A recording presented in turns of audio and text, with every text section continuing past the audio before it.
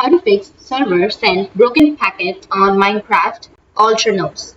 So if you get the error of server send broken packet, it usually occurs when there's a problem with the network connection between the server and the client. So here are the troubleshooting steps that you can perform. First, you can just go and restart your router and modem.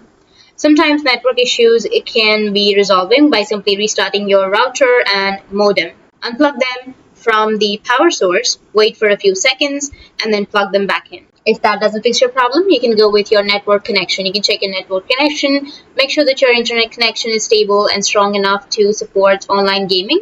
You can check your internet speed using an online speed test too. After that, you can also update your game, make sure that your game is up to date with the latest patches and updates. This can help fix any bugs or glitches that may be causing the error.